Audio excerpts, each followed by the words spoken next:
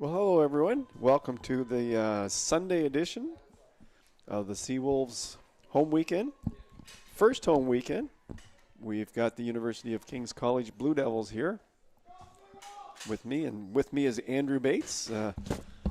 Andrew, welcome back. Dave, how are you doing? Great, and I just wanted to comment on your singing of the national anthem yesterday. I failed to mention that. That was a great job. Thank you so much. That was a good time. Great job on that. We know we have a great singer in the house if we need him. I appreciate that.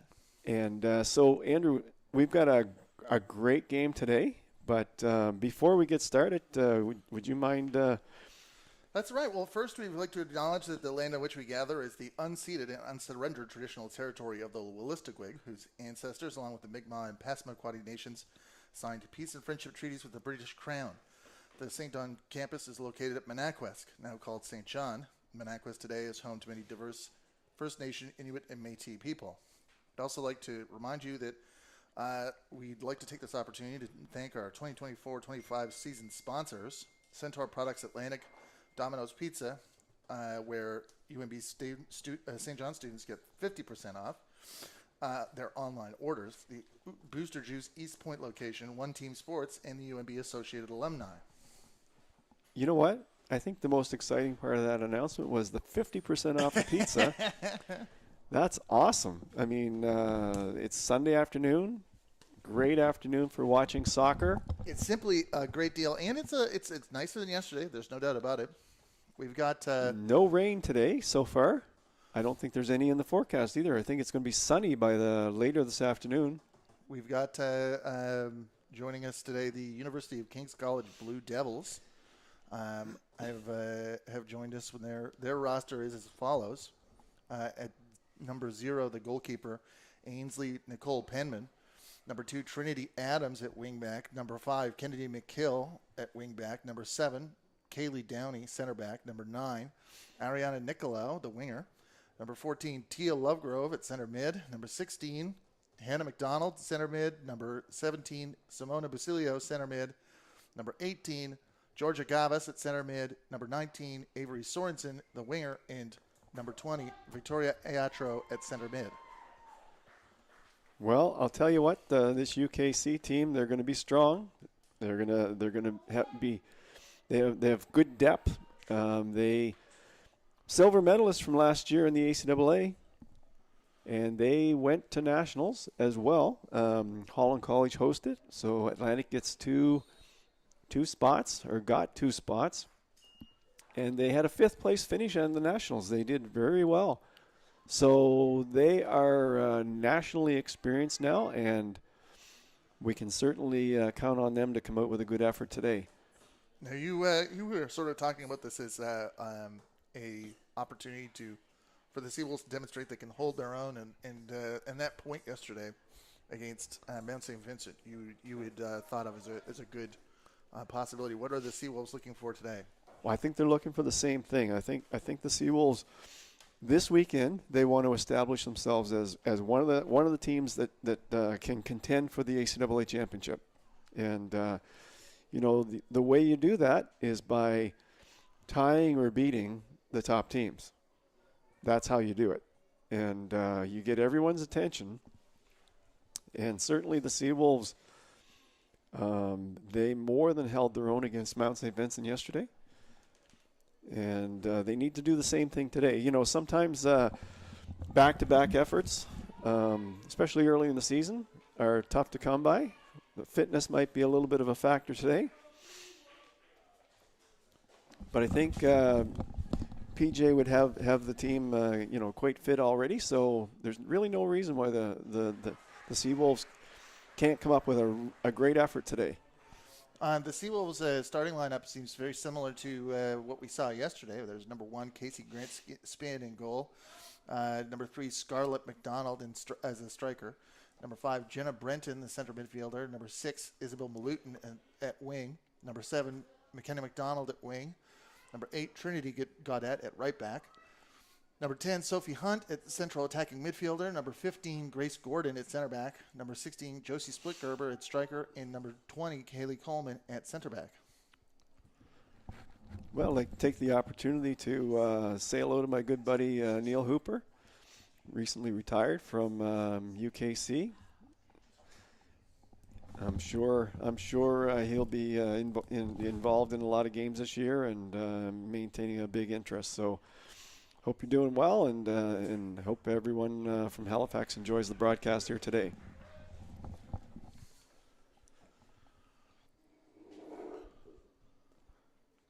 Grant Spinney had a great game in net for the Seawolves yesterday. That's absolutely very right. consistent, very good goalkeeping yesterday for the Seawolves. One or two really big saves that you could think of as game savers. The flags are they're going a little bit in favor of UKC at the moment. Corner flag down here. That's right. The opposite direction as yesterday. Opposite direction of yesterday. Well, St. John is known for the reversing falls, so this is the reversing wins. So we've got it all here in St. John. That's right.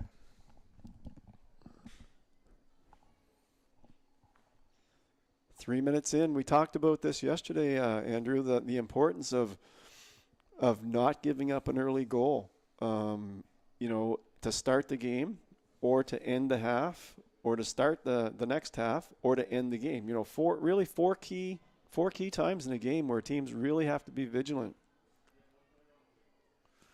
Vigilance is a great word for it. Ultimately, it's focus. Is what we're talking about with that, and the ability to stay locked in and execute your game plan. Yeah, it's a little bit in some sense. It's like track and field where you're taught to run through the tape. Don't slow down until you're past the point where you need to be.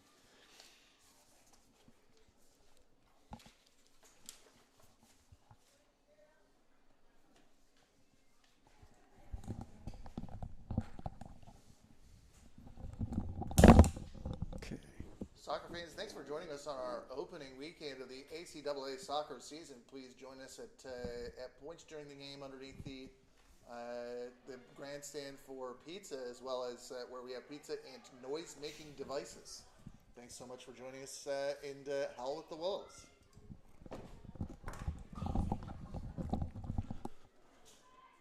That was it's great.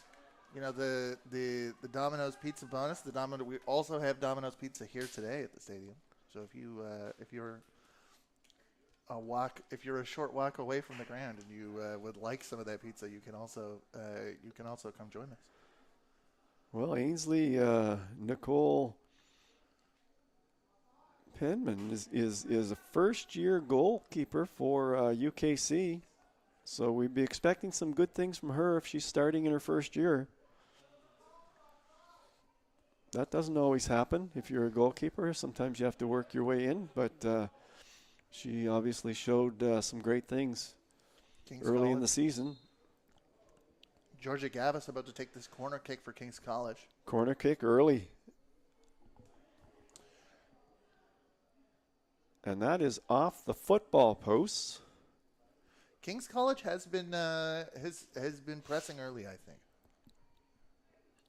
Well, as mentioned, they do have a pretty substantial wind advantage. So we talked about it yesterday. If you have a big wind advantage, you better put a goal or two into the net if you can, because if that wind advantage is still there, the other team's going to have the same opportunity. Kings are going to be a control team, a lot of depth in their lineup. St. John got the ball clear. Kings were about to try and go in for another approach, but the play was called offside. Now St. John has it on the gate of King's College's final third, but can't gain entrance. I think we can say the same thing about the Seawolves as well. I think they've got good depth this year. No question about that.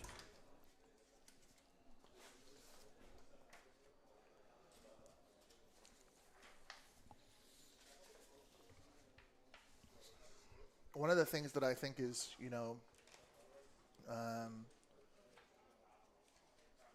Having had some time to see a couple of different iterations is the importance of cycling through players to any college program. Well, it's a real art. It's a real knack, and some teams are able to do it um, better than others, and that is, you're trying to develop your team into a championship team, while at the same time developing the younger players coming through. So you're trying to become a championship team, but you're trying to maintain that level after that championship team, because generally speaking, most times the championship team in the ACAA is made up of third and fourth year, a couple fifth year players. Right. It's not usually it's not usually the first and second year players who are going to win a championship for you. King's College wants to get going, but there is an offside flag. And we just got a note saying Ainsley's a third-year player. She's been with UKC since 2022. I was thinking that, but I'm not sure where I saw the first year, but for some reason I was thinking that might be. But anyway, it is. She's the third-year goalkeeper. Thanks to everybody joining us today on YouTube.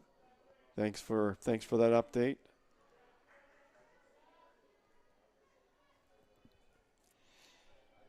ACAA. Is it ACAA.tv? Is that still a thing, or is that the name of the service? Is there a service of that sort? Website? Yeah, it's ACAA TV.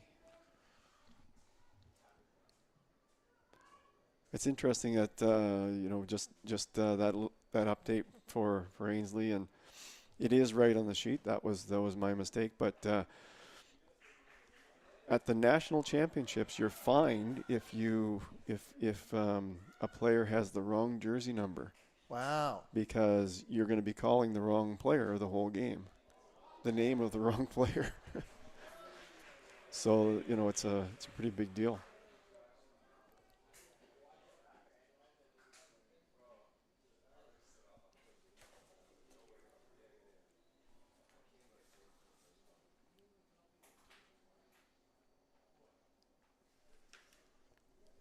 The sports information regimes of the ACAA are usually quite good. I very rarely end up in a situation where I go, I don't have a 6. Well, yeah. Well, at the nationals, you're allowed to take 22 players to the championship. You're allowed a roster of 22 players, but only 18 of them can dress per game. Right. So you're bringing players in and out, and McKenna that's sometimes how numbers get mixed up a bit, but it shouldn't happen, but sometimes it does. McKenna McDonald is able to jockey for a corner here, and now Sophie Hunt takes it. That's in. Oh, off the line again. Goal line clearance. We saw another one of those yesterday. Yeah, Mount St. Vincent did the same thing. That's good defense by UKC. Very calm, very relaxed. Just made sure the ball went out wide.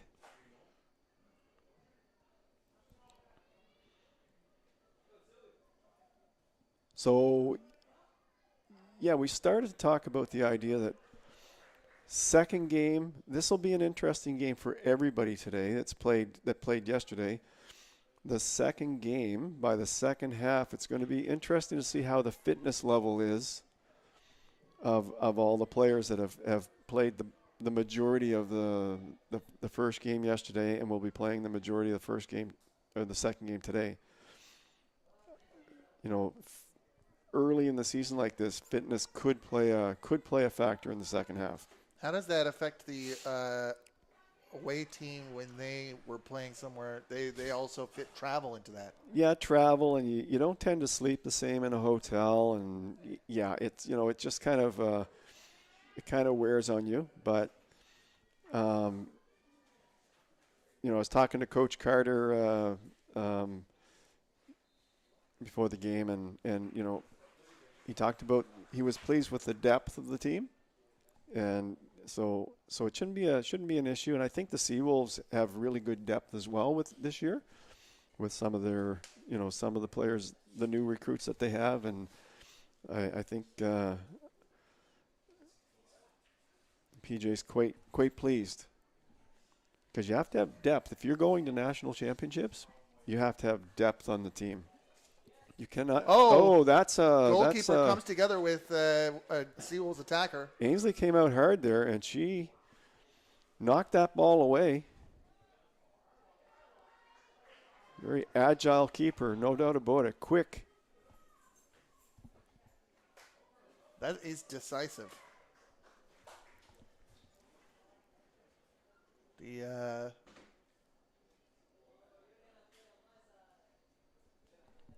I believe that was Split Garber.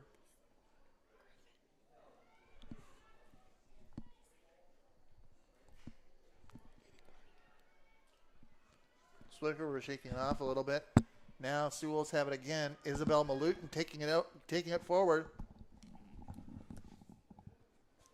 Nicole Penman is able to come out and clear. Seawolves still have it. Sophie Hunt. Back to Jenna Brenton. Now it's coming back into the midfield, and now the chase is on for UKC.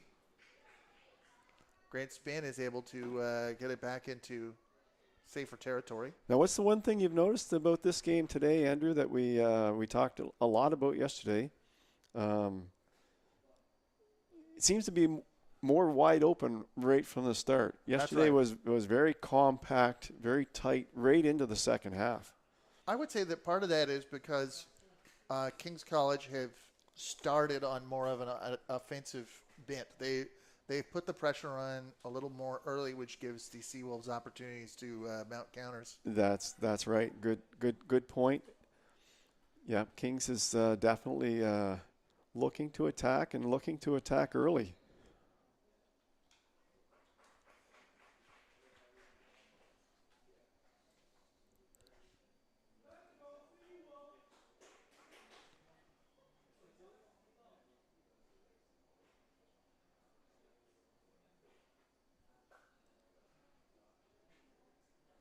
I like to hear a chant. 15 minutes in. Jump in with him on that. 15 minutes into the game, no score. If you just joined us, University of King's College, they're in blue. The Seawolves are in white. Nicole Penman has the opportunity to restart the play for King's College. Seawolves started in red yesterday. They were wearing their red uniforms. Kings would have been white. That's right. At St. Thomas yesterday.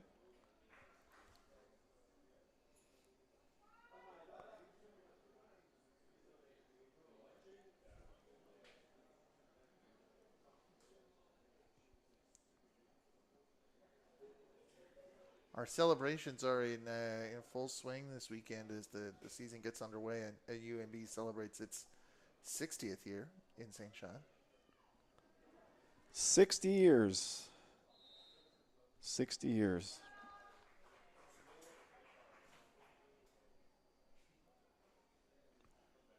And just in case you're wondering, Andrew, no, I wasn't here first year. Oh, you would have been in the class. You would have been in that first graduating class. Some people may think I was, but I wasn't.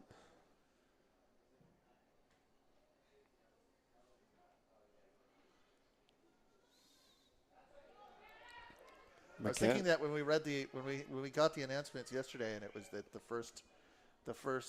campus had opened 50 years ago, and the first class graduated. Or 60 years ago, first class graduated 50 years ago, and I thought, that's right. Wow, 10 years. ACAA restrictions on years before graduation were not as strict as they were then. Tell you, I coached a couple of players who Yeah, it's different world now, different time. But that was that must have been a scenario you could take classes, but they weren't granting degrees or something like that. Well, even back then, I think there were yeah, obviously the eligibility rules have changed over the years, and things evolve. Because I think 5 years eligibility is fair. I think Right. that's a fair That's right. a fair number of years to play. You don't see too many players playing 5 years. You see quite a few players will play 4. A lot of players play 3. And we're Not too many play 5. The odd player. thankfully, we're moving away now from the point where players would have had their eligibility, their careers, somewhat derailed by the onset of the COVID-19 pandemic, which had some. Well, it's interesting because we're seeing some players, and you're saying, how long have they been here? Well, a lot of players missed minimum 1 year, some 2, due to COVID. And so, if they take 4 or 5 years to complete their course, Right. well, obviously they're going to be around longer, but they've still only used 5 years of eligibility, no matter how you slice it, right? Right. So that's the key thing.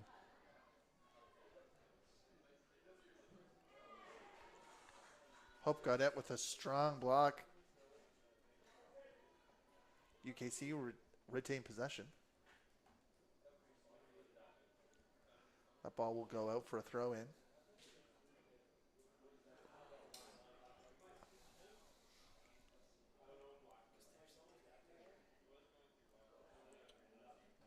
Things shifting a little bit more. We've got a substitution.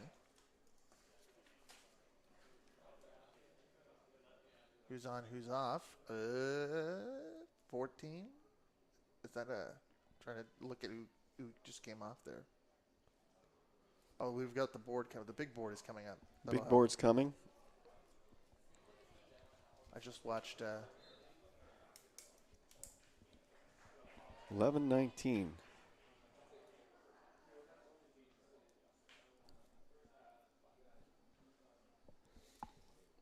Minutes in, 20 minutes in.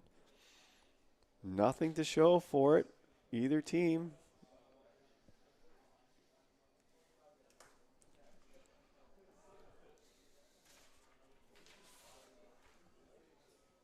I guess I shouldn't say nothing to show for it. They're playing good defense. 0-0.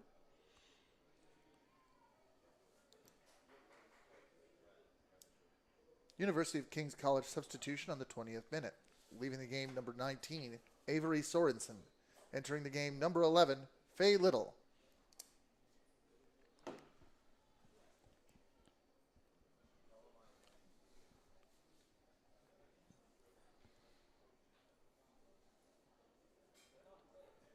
Well, like Coach Carter said, he's really pleased with his depth. He feels like he can interchange players and not lose anything by it. And certainly over the course of the season, Andrew, that's going to bode well for UKC because injuries start to take their toll on some teams.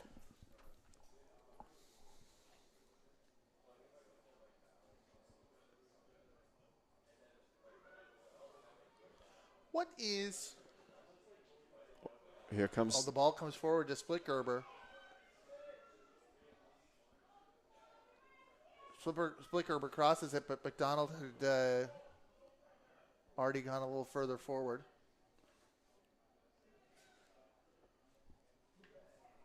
When we talk about player load and wanting to make sure to try and prevent injuries, what else is going on in the playing year for a player at the ACAA level? Like, what might be going on in the summer? What other Well, what other things are happening?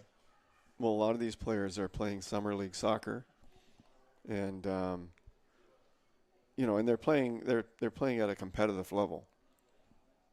So sometimes they've played a lot over the summer, and the fall season is by the middle to the end of the fall season. They're starting to get a little fatigued. They've had a lot of soccer. Georgia Gavis with the corner for UKC. Now the other argument is they're in peak form because they've played so much soccer, right? So That's right. This is So- where they're the strongest. well, I've got Griffin Cassidy. Griffin Cassidy has joined us before he's putting his headphones on there. Welcome to the booth, Griffin. Thank you for having me. Yeah, so you scored an interesting goal yesterday to get the thing started for the Seawolves.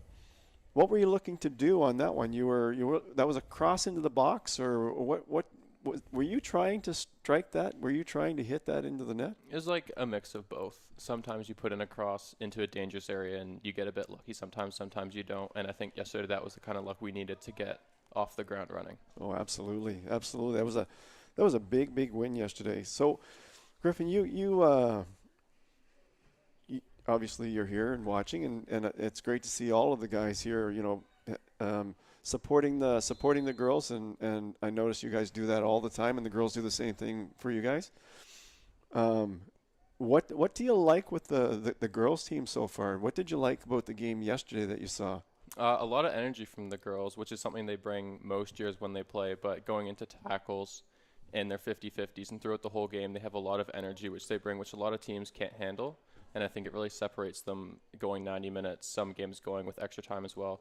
It's the kind of thing that really separates them in tightly contested games. Well, because you're on the guys team, and you hear the talk and you see it. So, do you think this women's team is better than last year's team in terms of the depth? It looks like it to me.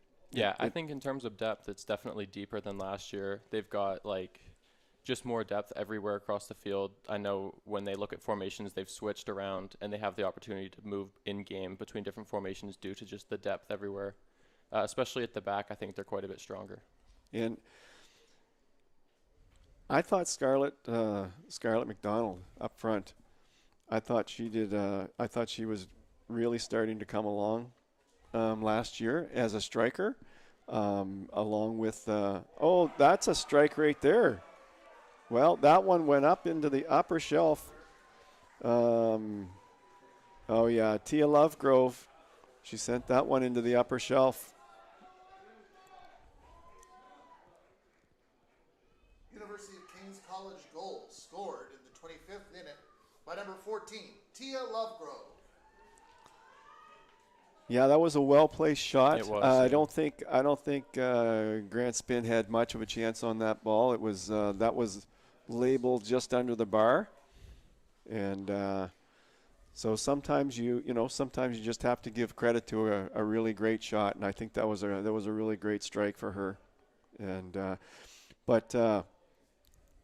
so I'm thinking that Scarlett McDonald's going to have a really good year up there with Josie. Up there with Josie. Josie's a perennial top ACAA scorer, so of course we're expecting that from her, and she already got one yesterday and could have had two, possibly three. Yeah.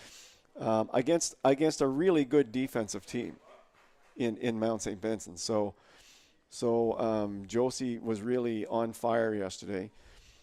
So we're expecting goals from her, but do you agree that if somebody else can pick up some other goals, that'll take a little bit of pressure off Josie being the only go-to scorer? Oh, absolutely. And I think with their partnership with the two up top and Josie having the goals behind her name that she does, most teams will put more emphasis on her, which allows Scarlett to be a bit more isolated and get those opportunities in behind playing off of Josie Right. to pick up goals and to be an extra option.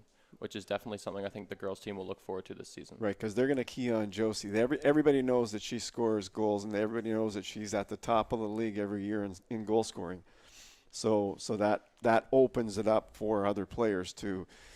Do you see anybody else on the team that I know? Sophie Hunt she scored 2 amazing goals last year. Yeah, she did. And she definitely contributes offensively. Any new players that you know of that really has a knack for either passing or scoring or?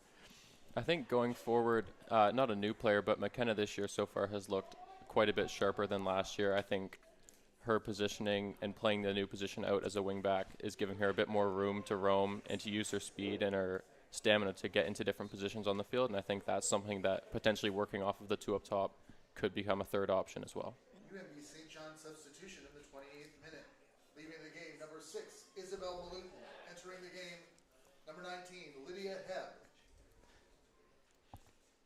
Yeah, I thought McKenna had a good game yesterday. Oh, she did. And she does have speed. She can really fly down that wing. So yeah, she's the kind of player that just never stops running, and especially late in games, if you just never stop running, you'll find yourself in a position where you can just pop up and be in the right place at the right time and potentially win games. So here's a question we were just talking about before you joined us, and that is, so this is the second game of a back-to-back weekend doubleheader early in the year. Will the legs start to feel a little heavy in the second half, or how's that working today? I mean, 2 quality games against 2 quality teams. I'm talking about both teams, not just our team. I'm talking about all 4 teams here today. Could fitness play a role in the second half of today's game? It definitely could, especially with this weekend being quite closely connected with many teams' preseason and preseason games. Yeah, it's early in the season. That's right. It's not mid-season form, right? No, I think a lot of people typically look at early games in the year as when you have your freshest legs, but most times it's actually mid of the season, potentially at the end of the season, when you're actually freshest in your second game weekends. Early in the season, you're still ramping up. Yeah, you haven't really had too many days off, so definitely something to look at, and definitely something that could play a factor in some of the results this weekend. Yeah, we'll keep an eye on that today. We'll definitely keep an eye on that today. Yeah, because you're hoping to peak for playoffs, right? You're hoping to be at the top of your game for playoffs. That's right. So, well, thanks for dropping by. Thank you for having me, Griffin, and we wish you the best in the second half. That was a beautiful goal yesterday, and a great win for the team. Hopefully, we can see a great effort again. In a couple of hours. Yeah, absolutely. We'll be doing our best to keep the 3 points coming. Beautiful. That's great. Thank you. Yep.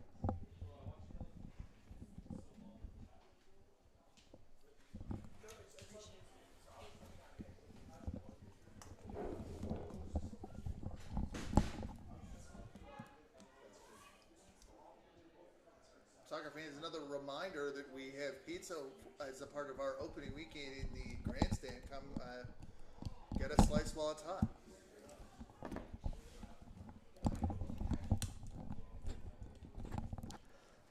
Well, Andrew, that Griffin Cassidy, I'm expecting big things from here.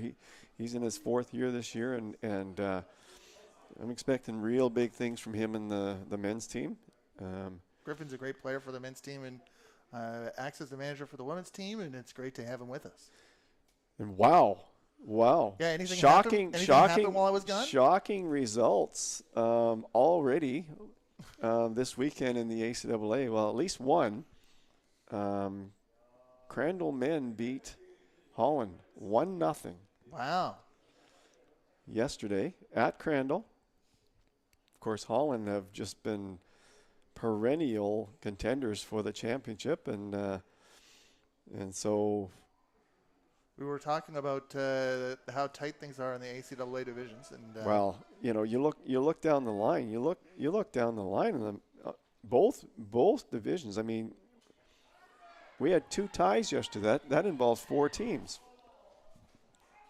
That was a great effort by Lydia Hebb for the Seawolves. Went over the top.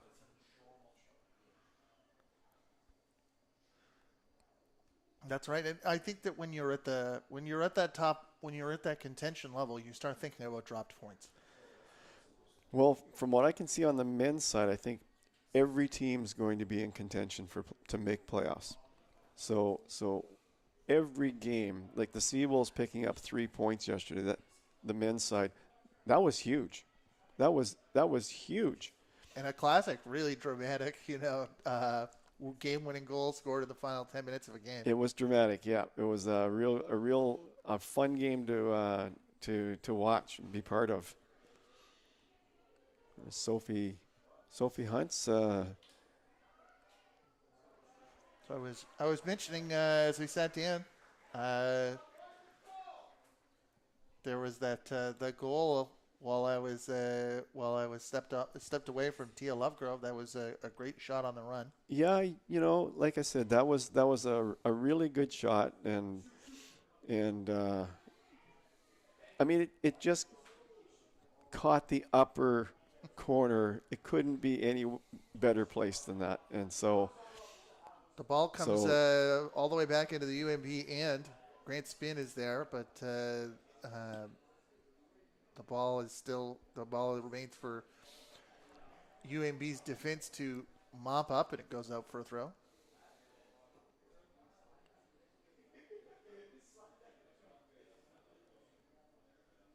The sun's coming out for the first time in a couple of days. A little bit easier to play than in the pouring rain. You would think.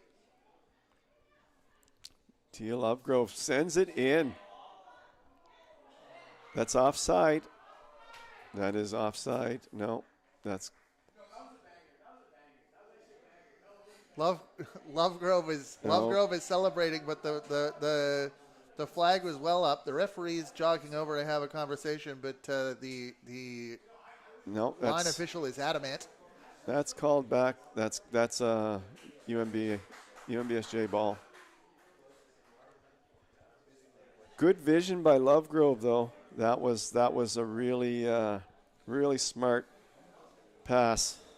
You can tell that these players at University of King's College, they want to score. They want opportunities on the ball and the attack. I think you hit it.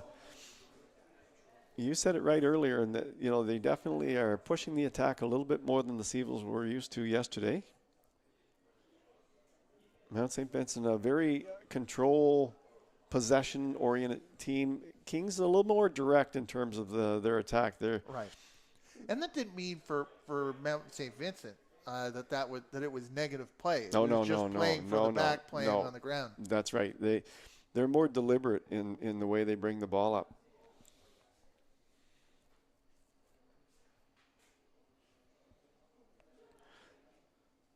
But I think the Seawolves back line, you can already tell. I think they're going to have their hands full trying to contain UKC today.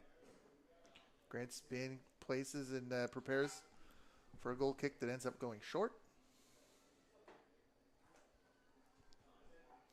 Split Gerber has it at the halfway line. Nice turn by Josie. Nice ball up the wing. Great ball forward. Gaudet has it at the sideline. Sends it forward, but it is carved out by the King's College defense for a throw-in. Coleman will take.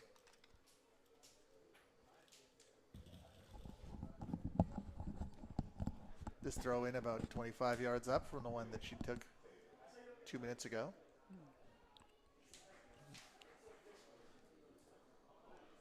The ball safe. Penman's out to grab that one. She's very alert in there. That's right. Very alert keeper.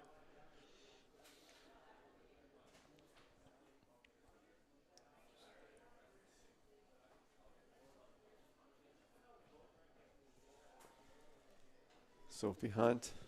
All right, Ariana Nicolau was number 9 there, was trying to unearth that. Has been on the end of some good runs as well. Hope Cadet putting some good pressure.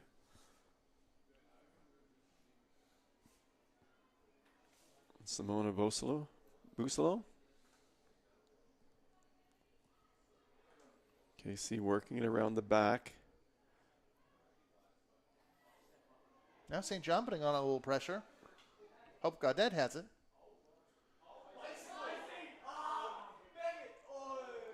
Hunt sends it up, but it's Yeah. deflected. Sophie Hunt, she was dying to get that ball on her foot and send one of her rockets in. McDonald had McDonald had the ball in a dangerous location, but had her back to goal. They're UKC. They're pushing forward. They're Great tackle from Trinity Gaudette. well done. The Seawolves defense working hard out there. I think this kind of pressure by UKC, always pressuring behind our backs, always pushing. That could pay off at some point. Well, it has, it's paid off once already, but the Seawolves defense are going to have to be strong today. Requires vigilance. Now again, I'll mention that the UKC has a strong wind advantage, so they are pushing as hard as they can to try to get goals here in the first half.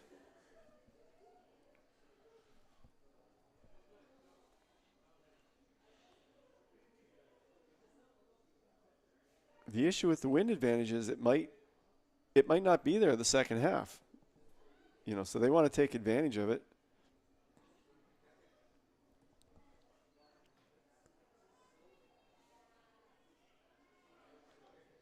Coleman's been rock solid in the first couple of games.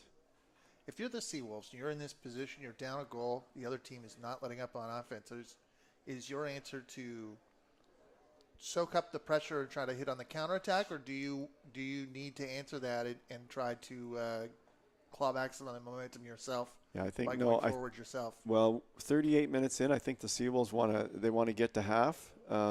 Kings has such a wind advantage here that they Seawolves will do well to get to half, down one, and then they hope that that wind advantage stays intact for them second half, and then you can attack more, but just want to hold down the fort for now.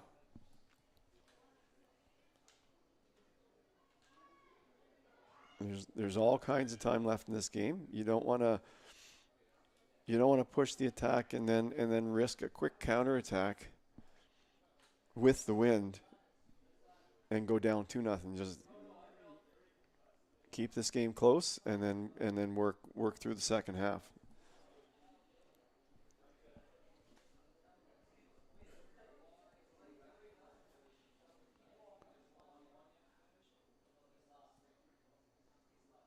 There's really only been one big scoring chance so far, and that was the goal. Can you recall any other big scoring chances? I don't Well, there's think the so. disallowed goal, but that one was That was offside, so cut out. Not scoring chance. Well, there was you mentioned there was a good save from Grant Spin about 10-15 minutes in. yeah, she's looking sharp today. But that other than that, it's been more pressure oriented than chance oriented. Still offensive, but more about setting up these moves.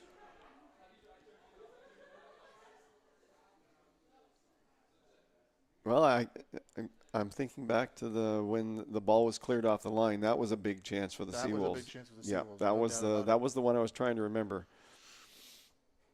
That was a real good scoring chance.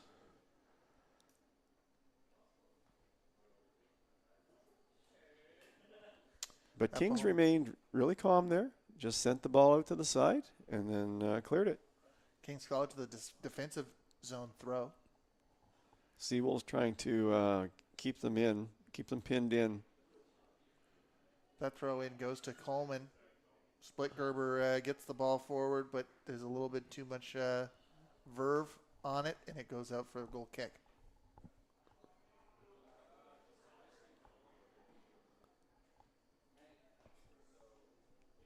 "41 minutes in.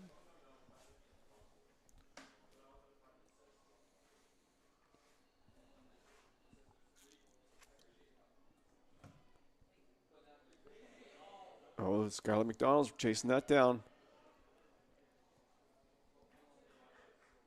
It's good defense. Good solid defense by the Kenny McKill cuts it up, tries to clear it down the side. St. John has it again.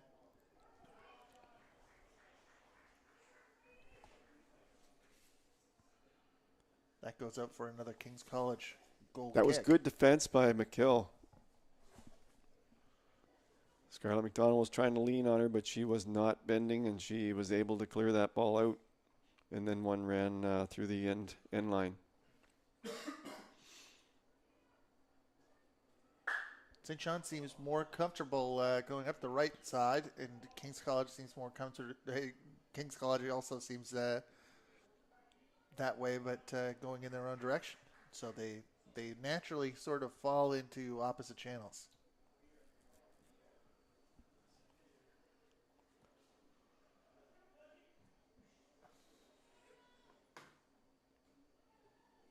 St. John has it.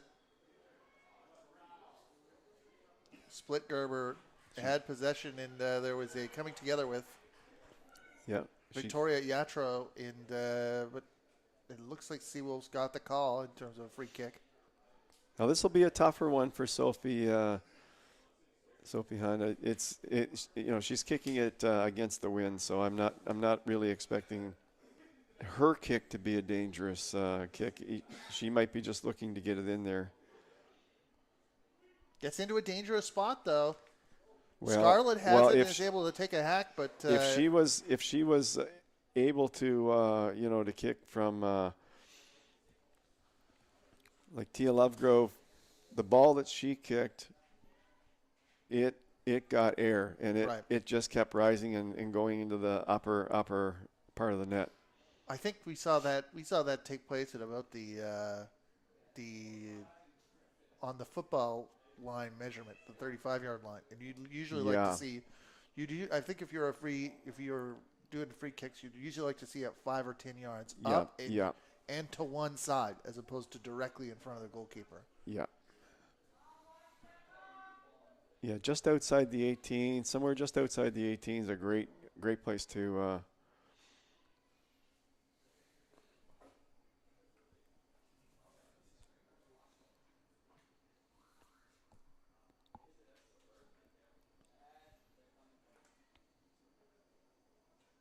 I'd like to see the Seawolves get a little wider. They're bunching up a little bit. Like Lydia Hebb, I'd like to see her pull out wider to the touch line. Provide stretch that defense. Much easier to defend when everybody's clumped into the middle. Seawolves are using what appears to be a 4-3-3 approach, whereas I wasn't sure getting a look at it. It sort of looked a little bit like a 4-3-1-2. Yeah, Sophie Hunt's playing up higher today than she was yesterday. I think she's in attacking midfield.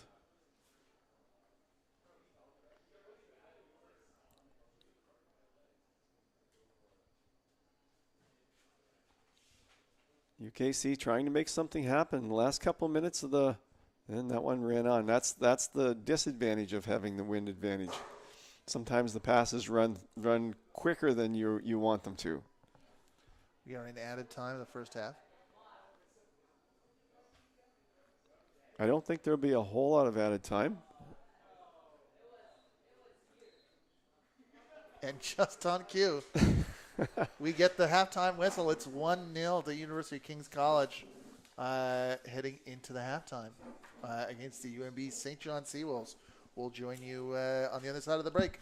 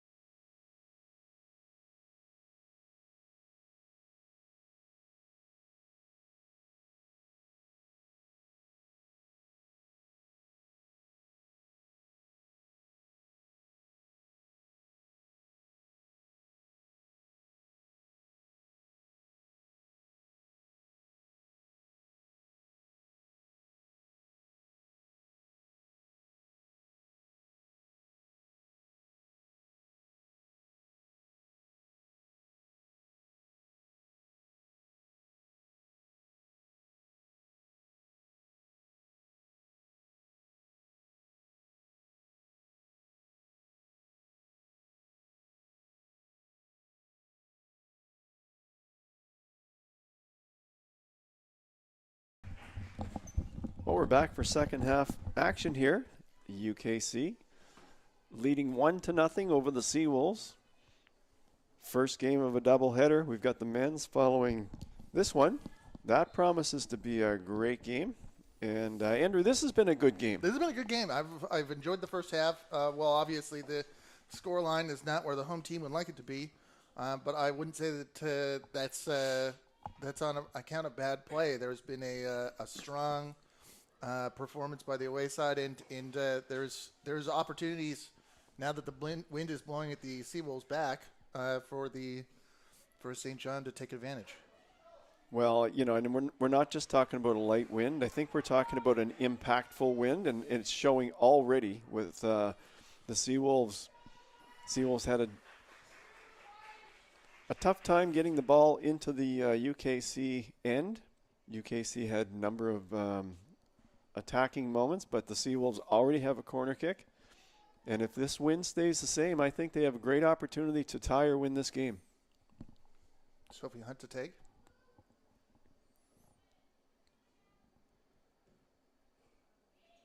That's a great ball. That was just palmed away by the goalkeeper at the place where the crossbar and the goalpost meet.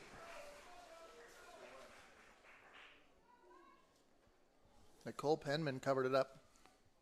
She was in great position there, and so we're already seeing, even in the first 30 seconds of this second half, the difference the wind can make. Seawolves are already on attack here.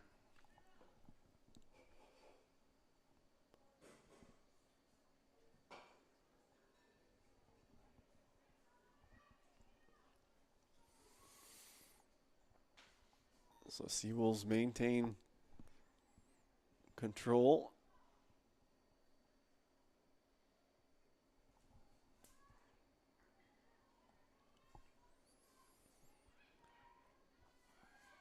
UKC trying to get out of their. Coleman intercepts that pass and gets it ahead, but the through ball will bounce out for a goal kick.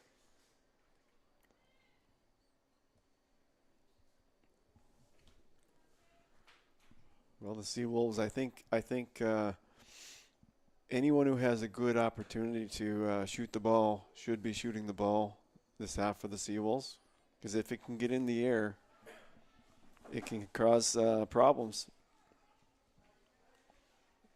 And as you can see, that's That goal kick was Nicole Penman.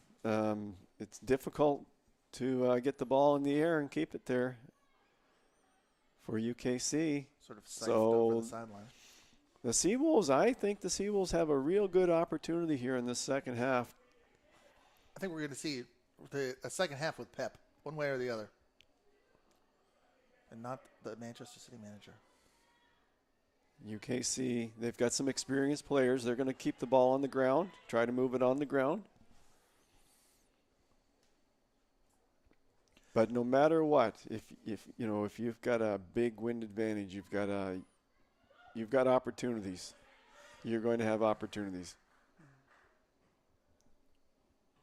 It's the importance of training in, because if you're the home team playing with the usual conditions at the venue, you're going to know, have some opportunities to know how to use it. That's right. Not That's overhit right. it, not underhit it. Very seldom will the wind not be blowing here at the stadium. So you're right. They train in these conditions as well. And I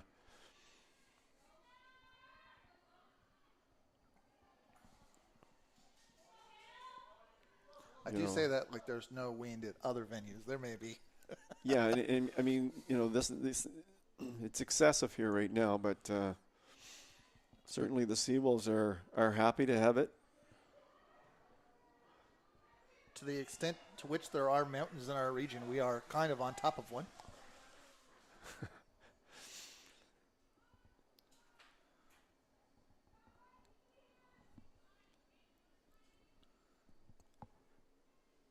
So we're almost 5 minutes in, and UKC has barely been across half.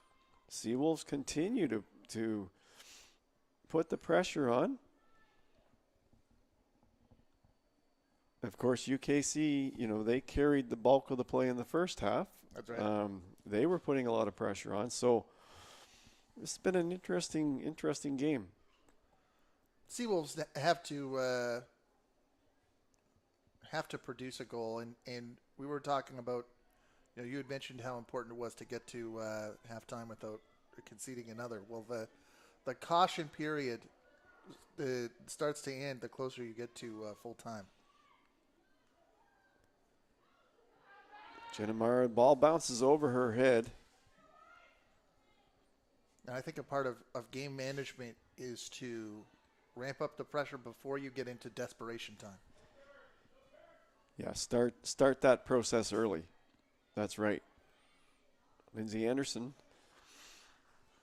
Seawolves continue.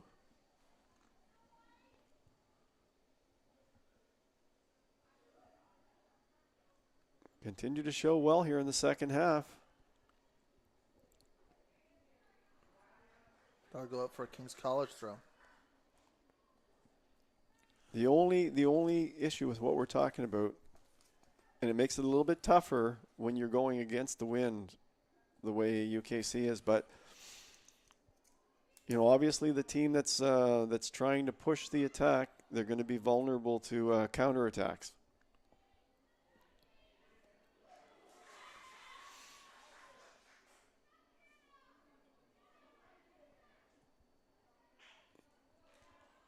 UKC getting control now.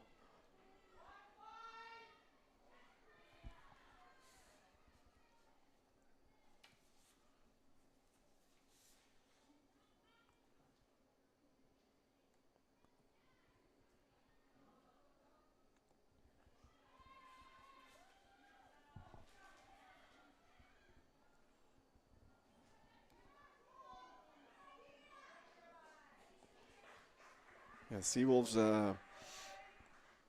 have not been keeping the players have not been going wide enough to get out there to send balls back into the box.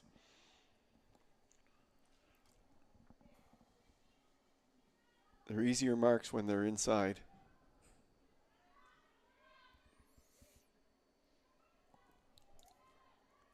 UKC.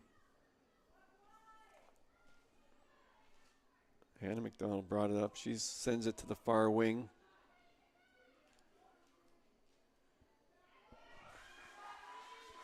That was Tia Lovegrove. Of course, she owns the only goal of the game.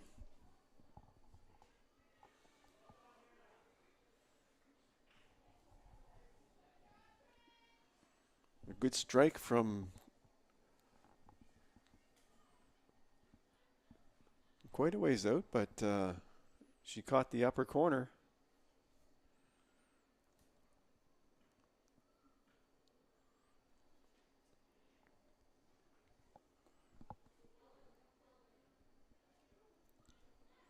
One of those opportunities when you can get space in transition. Seawolves have it back. Trinity Gaudette taking the throw in. Far side. It's Sophie Hunt. Hope Gaudette. Nice turn to get away from pressure.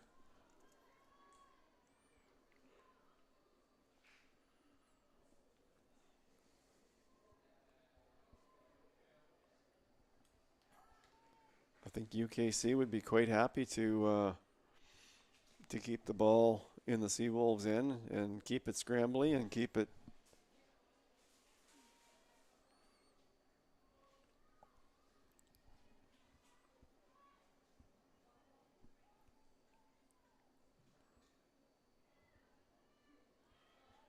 Nickel Penman out, well out to send that ball away. Anderson. Ball sent in, easily handled by Downey at the back line.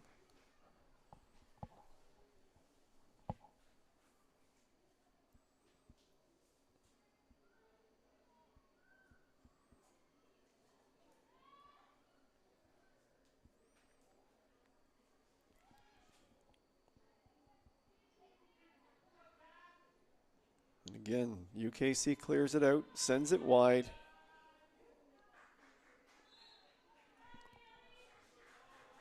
So we're 10 minutes in. Seawolves have had a little bit of a territorial advantage, but I can't say they've had any scoring chances yet here in the second half No. to speak of. Seeing a UKC defense doing a great job. Seeing a little mist. Do you think those are clouds? Are we experiencing a little bit of inclement weather?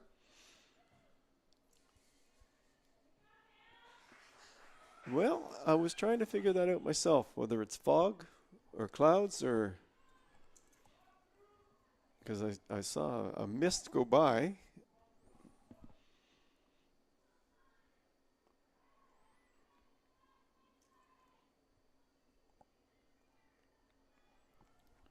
UKC playing a very patient game right now, not panicking, just moving the ball.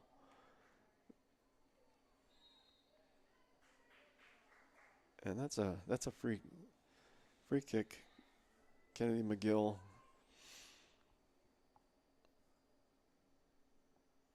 Drew that one.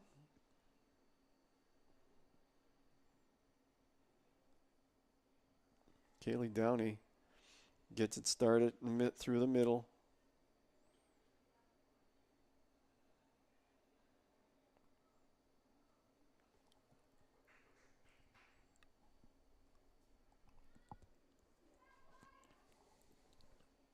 Plenty of time in this game. Lots of time. Seawolves need to remain patient.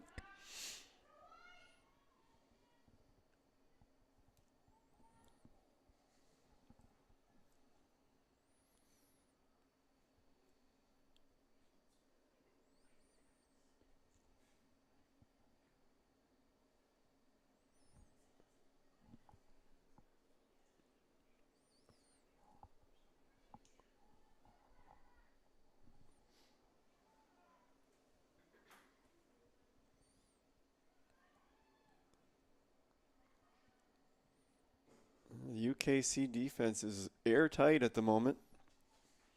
Seawolves can't get anywhere near the UKC keeper.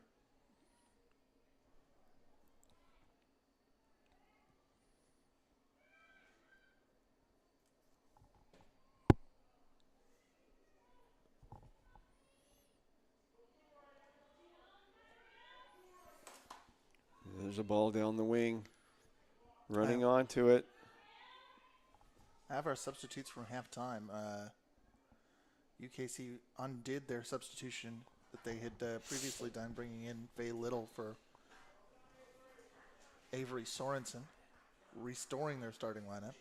St. John brought in Jenna Marr and Lindsay Anderson for Scarlett McDonald and Jenna Brenton.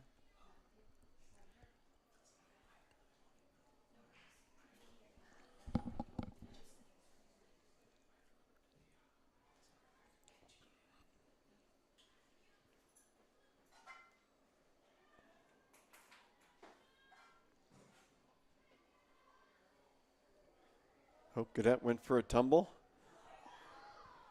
That ball was dangerously ahead at the feet of Kaylee Downey, but bouncing slightly too far for her to be to take advantage of it.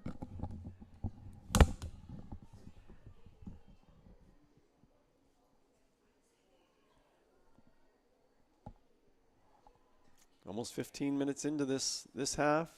UKC appear quite content to Substitutions at halftime. For University of King's College, leading the game, number 11, Faye Little. Entering the game, number 19, Avery Sorensen. For UNBSJ Seawolves, leaving the game, number 3, Scarlett McDonald. Number 5, Jenna Brenton. Entering the game, number 2, Jenna Marr. Number 17, Lindsay Anderson.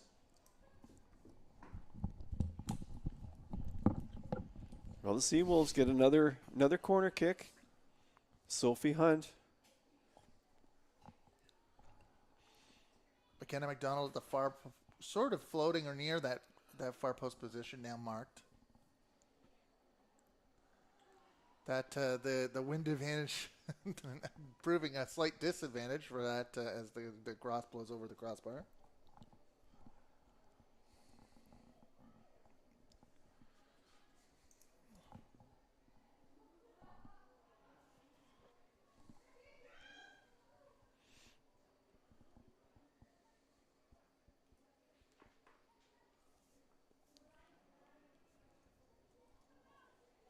UKC defense this half has been rock solid, not allowing the Seawolves any space, marking Josie Splitgerber. They know what she can do. So the UKC is they're keeping a defender close to Splitgerber, not going to let her get open today.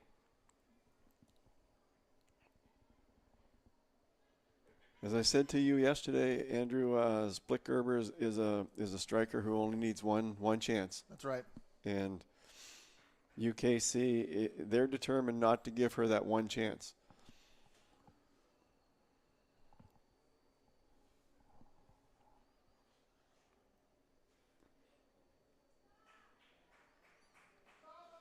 I mean, she's the player on the Seawolves who can hurt you consistently. That's right.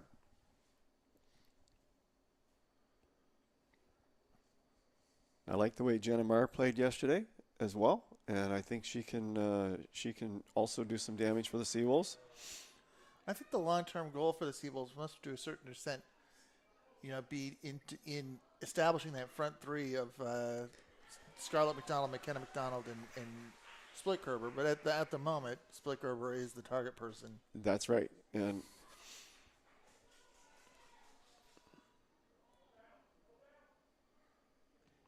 Grant spin, sending one past half. And that's going to run out.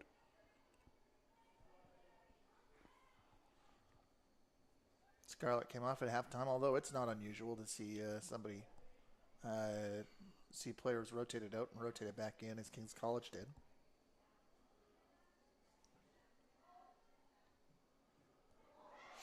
Here goes Jenna Marr down the wing. Marr with a slick move. The cross pushed over the goal line. Yeah, she wants that one back. She didn't get herself square to the target on that one. She wants that one back.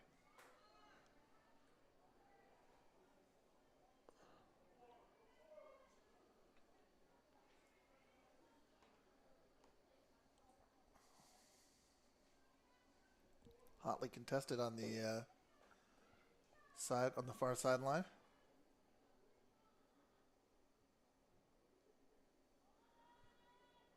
St. John will play toward their own goal in the guise of clearance, but King's College will take it. That ball is onside. Oh, that just a dangerous situation with Ariana Nicolau on the doorstep, and that ball was carved out for a throw in less dangerous territory.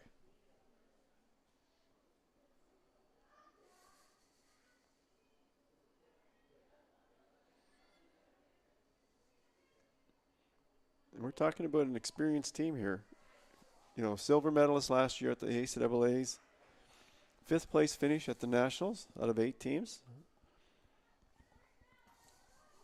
By all accounts, they played very well.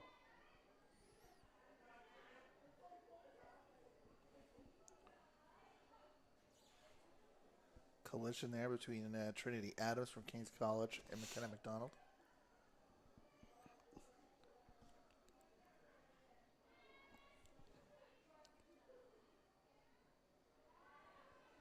That's a nice step up. Lydia Hebb, nice step up from the back. Hebb doing what you had suggested in terms of taking those shots when you have the opportunity to do so. King's College. Well, you can't score a goal unless you take a shot that's on the net.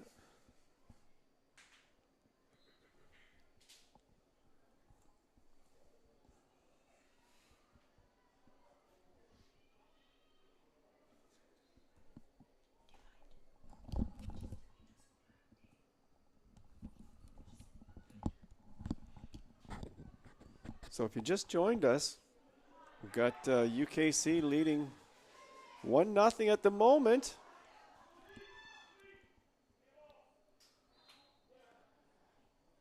Josie Splitgerber had different ideas, but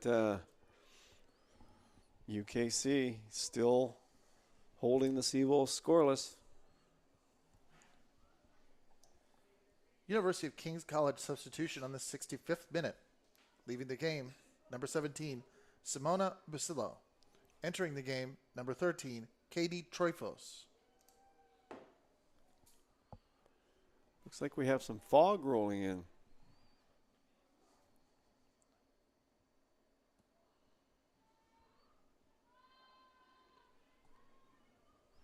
Hope Gaudette sends it high and wide, but it's intercepted by UKC. That's coming from the south, and it creates a unique scenario from our broadcast position because you can, looking towards the north and Milledgeville, you can see the Far Mountains quite fine, and then you crane your head towards the hospital, and you can barely see the hospital. Split Gerber enough. Another. Oh, Split Whoa. Gerber. Quick turn. Shot over the net, but that's what the Seawolves have to do right there. That's the UKC not giving them any space. Split Gerber made a quick little turn and then a quick release to get the ball toward the net, and potential scoring chance, just wide and high. some of these crosses towards the 6-yard box have not been working out because of the wind pushing the ball in the wrong direction. But it's these strikes from 30 yards out that are they're trouble. finding some trouble. They're trouble because the keeper, if it's high enough,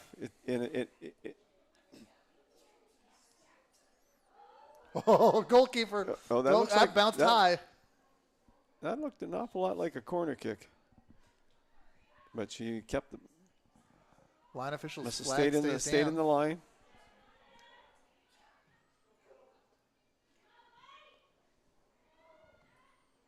Seawolves still pushing hard. They're going to have to push a little bit harder here as we go. We're 22 minutes in. About 22 minutes into the second half. About 22 minutes left in the game.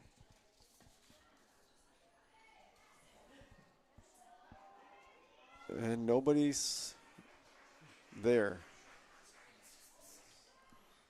I think that one was a little too deep, went to the keeper.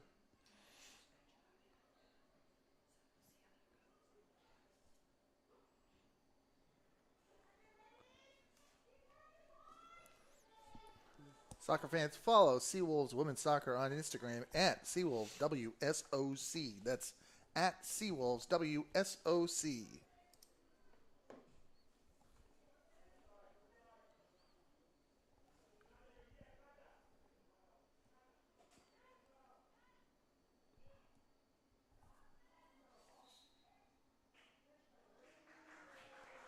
Gavis doing a good job controlling there along sideline for UKC. It's the UNBSJ ball.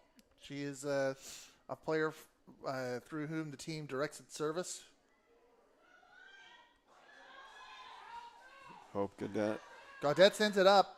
It's a little too far for Jenna Marr to make anything of it, but it certainly caused some alert on the back line for King's College.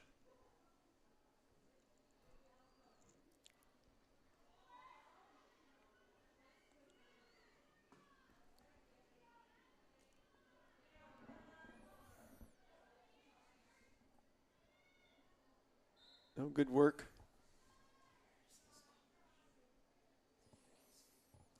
Nicolau did a good job to get that throw in. But it's off a UKC player. UNBSJ throw in Coleman on the ball.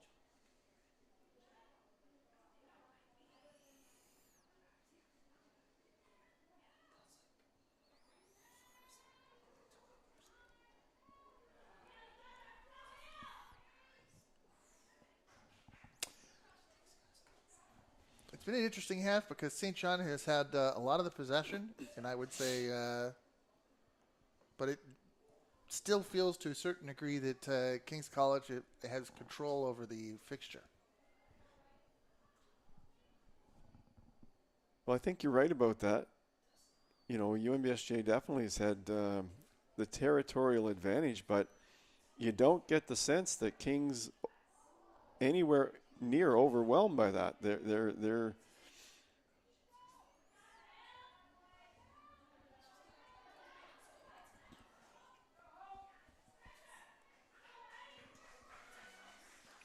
Kaylee Downey will run that out for a throw-in.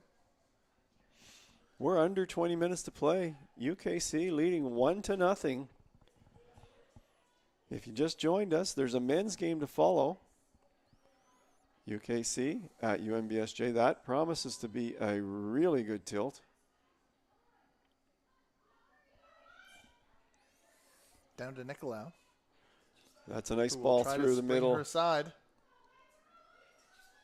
Georgia It was- Gavis is in position, but it does not. The ball doesn't quite go far enough to spring her. UKC stringing some passes along here as they make their way up the field.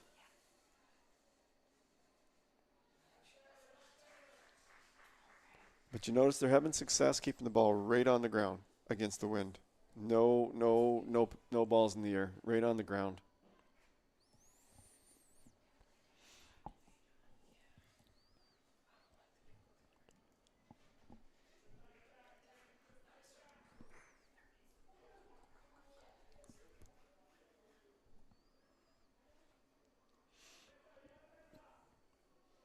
Right across the crease, and Grant's spin is out to get that.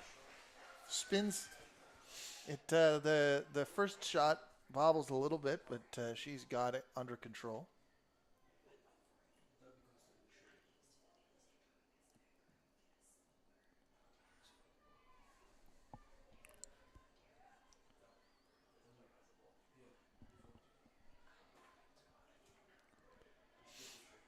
Now King's College is trying to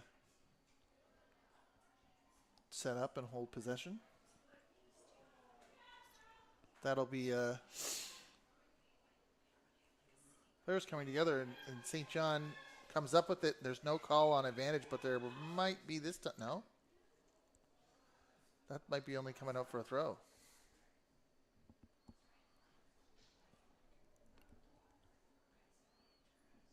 See a St. John player making their way to the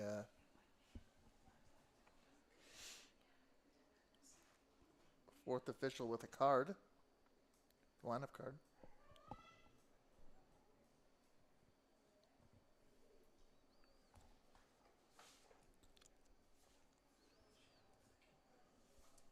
We'll take this opportunity to thank our season sponsors: Centaur Products, Atlantic, Domino's Pizza. UNB St. John students get 50% offline, 50% off on online orders. Booster Juice, East Point location, One Team Sports, and UNB Associated Alumni. So the Seawolves have a good group of partners for this year.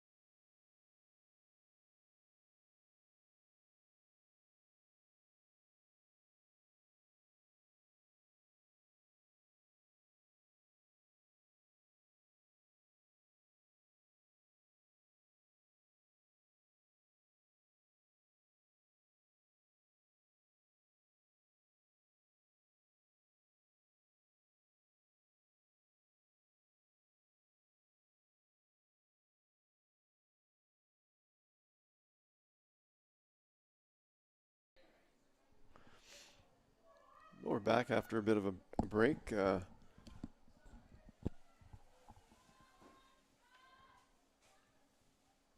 Kaylee Downey looks like she went off for UKC.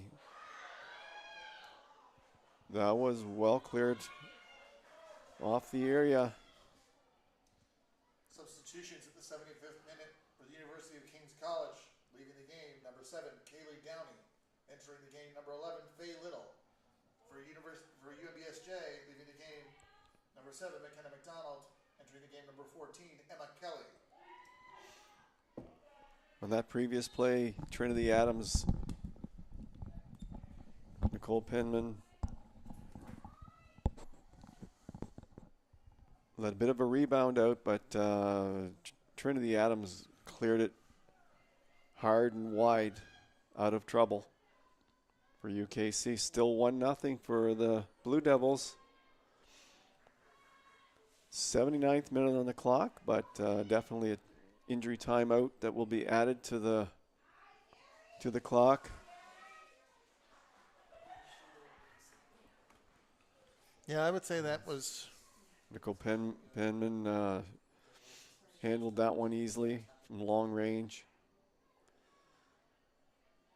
Seawolves, they're getting to the point where they're going to have to start pushing some people up, taking some chances here.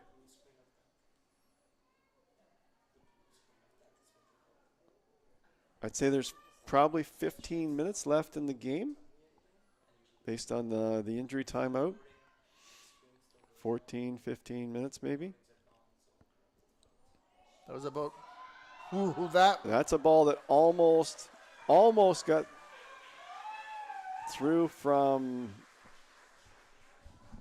midfield, center of the field. It went by everybody.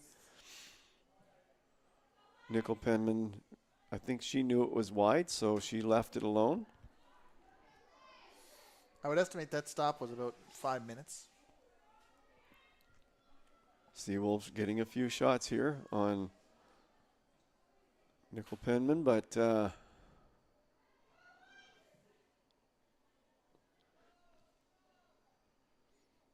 nothing that she can't handle yet.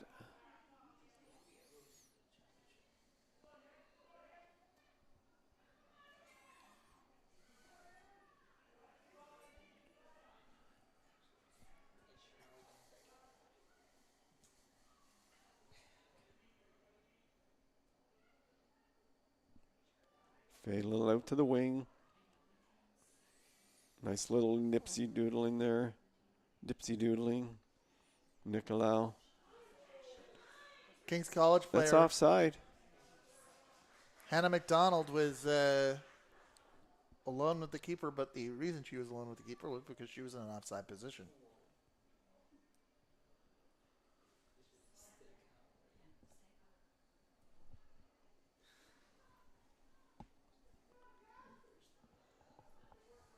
UKC continues to hold on to a 1-0 lead.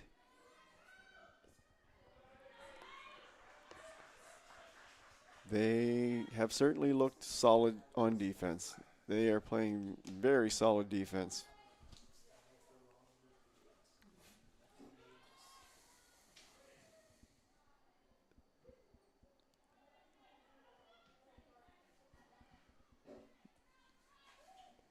But it only takes one for the Seawolves.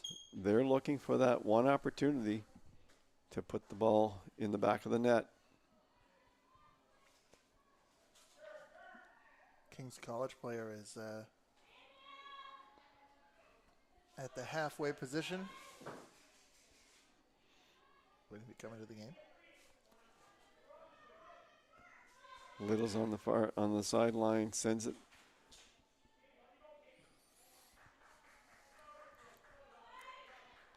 UKC ball again. Little with the throw in. Just got it again through the middle.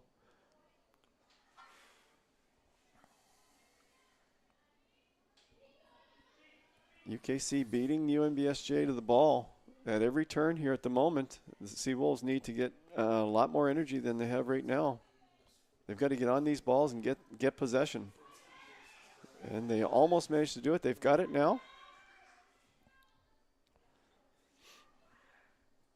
That's a bit of a giveaway there.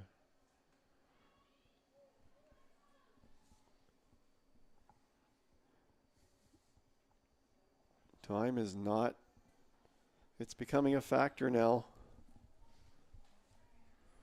Probably a little over 10 minutes left in the game. Not sure what the discretionary time of the referee will be, but I suspect it'll be 3 or 4 minutes for sure.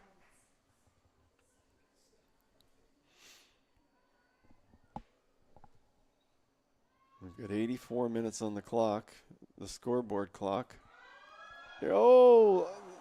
Another one of those long bombs.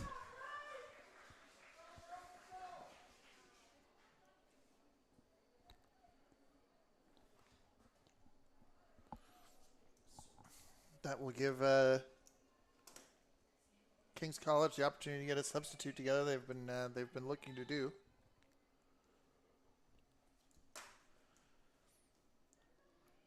University of King's College substitution on the 85th minute, leaving the game number 9, Ariana Nicolau. Entering the game number 6, Katie Hagopian. Hagopian will give them fresh legs.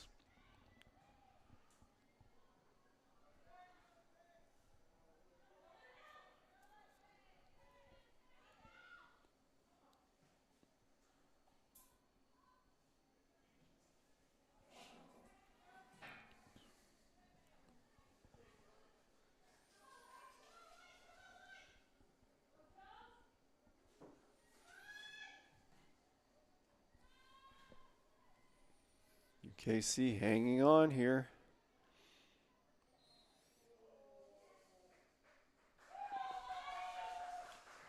St. John gets the call to the appreciation of the home fans.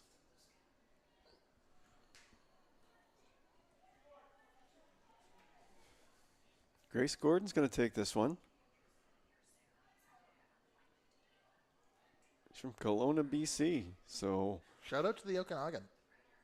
Welcome everybody that's watching from out that way. Yeah, if that's on net, that could cause problems, but wasn't quite on the goal.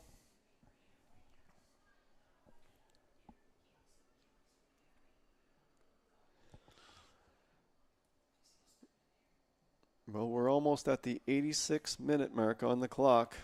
Watch that goal kick die in the air. Coleman sends it in. That's a tough ball. That one just deflected perfectly to Ainsley, who she was there.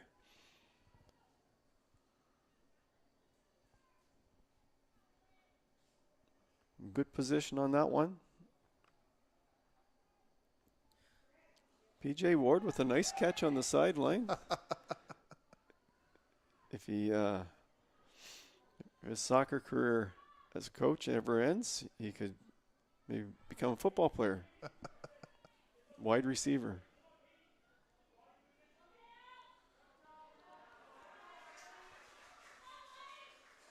Coleman's certainly been a presence for the Seawolves again today. Played very well yesterday, and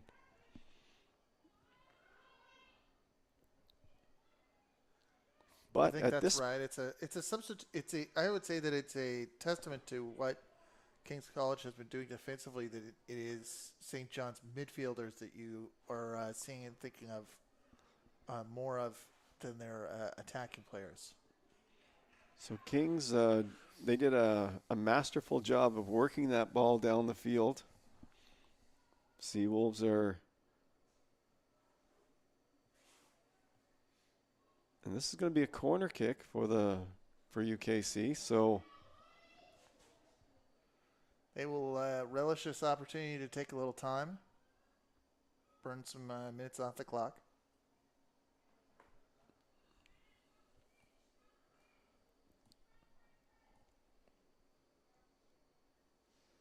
Make a show of directing their options in the box and then play it short.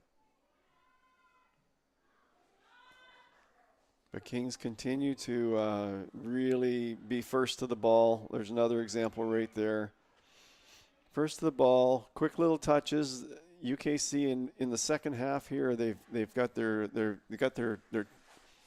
quick one-touch passing going better and better with each passing minute.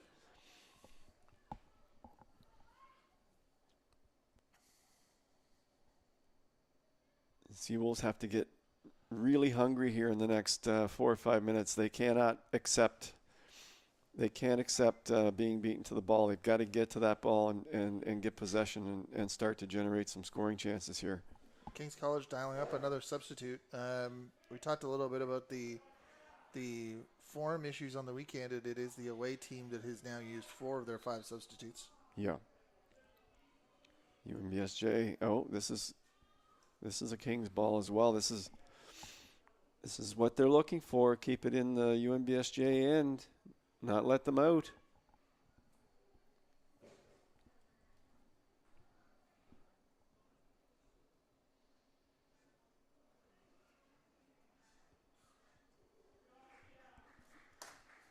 So is that Tia Lovegrove going off? University of King's College Yes. substitution in the 90th minute, leaving the game number 14, Tia Lovegrove, entering the game number 12, Callie Germain. Well, Callie Germain's in for UKC. UKC with lots of fresh legs out there now, trying to win this game. Seawolves need to get a hold of that ball and move it upfield. Grant Spinney brings it right out to the top of the 18 and then produces a nice kick. Our field buzzer goes off, but only the referee can bring the match to an end. UKC playing better defense here as time goes on in the second half. They have built a wall that the Seawolves cannot get through. And they'll relish the opportunity to be, you mentioned this earlier, to spend time in the Seawolves half scrapping around. That's the whole idea late in the game. You want to keep the team pinned in as long as you possibly can and make them come the full length of the field. A little bit like professional football where, you want them to start at their own 20. Right. Because it's a long field to get down against defenders. And UKC midfield, I think, has stepped up in this second half as well and really taken control and really taken charge of possession. Free kick from Georgia Gavas. That one curved the opposite way of I think she was hoping for. I think she was looking for an in-swinger, and it became an out-swinger. Now we're in added time, and Seawolves have the ball. They'll want to move up the pitch.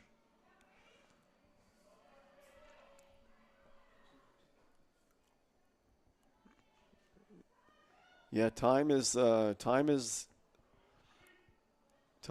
enemy of the Seawolves at the moment.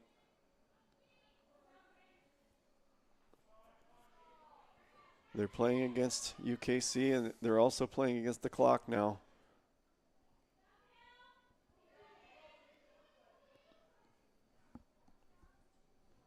UKC, the longer this goes, the hungrier they get for this win. That's right. They are looking like a hungry team out there right now. Eyes are on the referee. That's called a free kick. So once again, UKC has had 3 or 4 free kicks and a corner kick. They've hemmed the Seawolves in at just the wrong time for the Seawolves. UKC still has possession. They'll be looking to put a ball to the foot of, that looks like Callie Germain. Callie Germain, yeah. And Georgia Gavas, who has been the engine. Not much time left in this game. The official referee's looking at his watch. UKC has done a tremendous job of shutting down the Seawolves in the last 10 minutes of this game. That's an experienced squad. That's how you get to be in that position at nationals. That you mentioned before. That's how you get to nationals. That's right. That's how you win a medal at the ACAA championships. They've really done a great job here in the last, I'd say, 15, 20 minutes.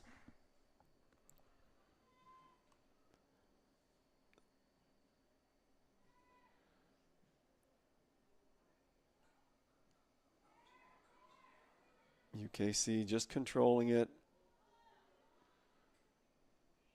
Oh, that's a giveaway. That's not a good giveaway, but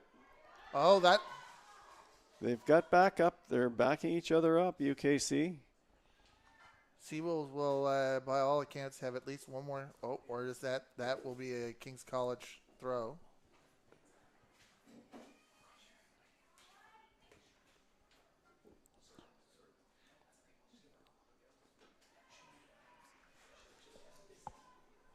Well, we are at the late stages of this game. 1-0 UKC. And UKC pushing the ball down the field. Seawolves can't get anything going at this point. No touches in the final third. Referee's looking at his watch again. This one's going to be over very shortly.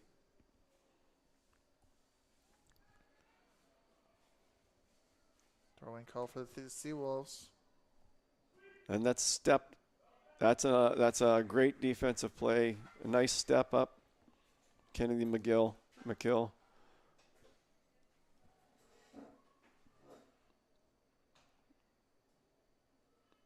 Really alert playing there to step in front of the Seawolves player and clear that down the field.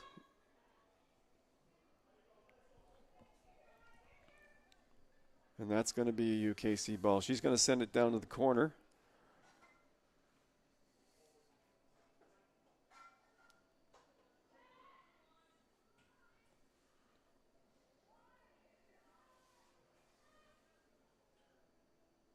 I'm surprised she didn't send that all the way down to the corner at this point.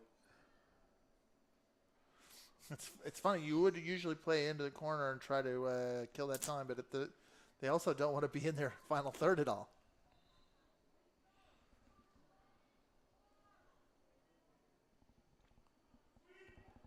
See, that's another one. Seawolves are hoping for a last-ditch effort, and this could be it. That's another one where the Seawolves have the ball in the final third, but they only got 1 or 2 actual touches on the ball. And that's going to be it. That is going to be it.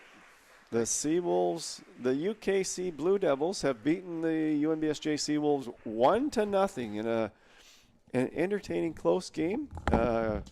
Hats off to the Blue Devils for protecting that lead in the second half. And we look forward to having you with us on the men's game. Thank you for tuning in to the Seawolves ACAA TV broadcast. And be sure to catch the next game of the Seawolves when they play, well, probably 3:15. That's when it's scheduled for. The Blue Devils at UNBSJ on the men's side. A doubleheader today. And don't forget to follow at UNBSJ Seawolves on Facebook and Instagram, and check out our new website at howwiththewolves.ca. We will see you in a few minutes.